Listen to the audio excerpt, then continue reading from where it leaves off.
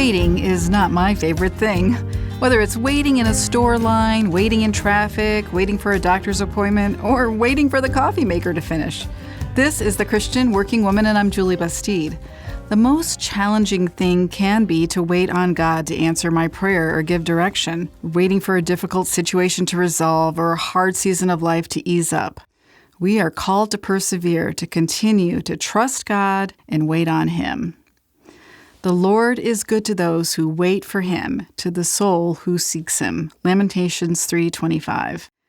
When I read the account of Noah in Genesis 8, it's a familiar story to most of us, I'm encouraged to trust God in the waiting. Noah obeyed God in building the ark and gathering all the animals. Scholars think that the entire time he and his family were on the boat was about a year. After all the rain and flooding, Noah sent out a dove to see if the water had receded from the surface of the ground. But the dove returned, and so he waited some more and sent the dove out again. Finally, the dove returns with an olive leaf. Now Noah could see that the water was gone, but he waited until God told him it was time to get out of the boat, till the ground was completely dry. It probably seemed like he could have left the boat earlier since he couldn't see any water, but he trusted and obeyed and waited. And after being in that boat for a year, I imagine it had to be challenging.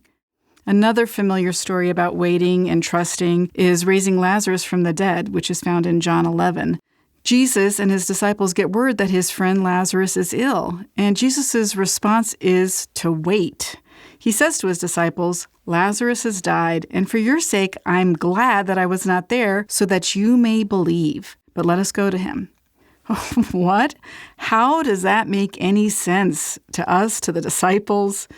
So when they finally arrive, Lazarus has been dead and in the tomb for 4 days, and to everyone's amazement, Jesus calls him to come out of the tomb.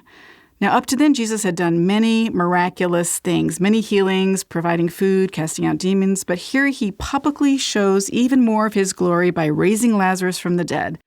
If they had not waited but gone to Lazarus right away, then it would have been just another healing. But by waiting, by being patient and even suffering as the sisters of Lazarus, Mary and Martha, had done, they're given a greater view of who Jesus is.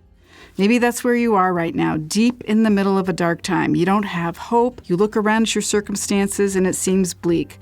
But maybe God's using this time to draw you closer to Him so you can trust Him more deeply and be shown His glory more greatly. Please join me tomorrow as we continue to discuss God's waiting room here on The Christian Working Woman.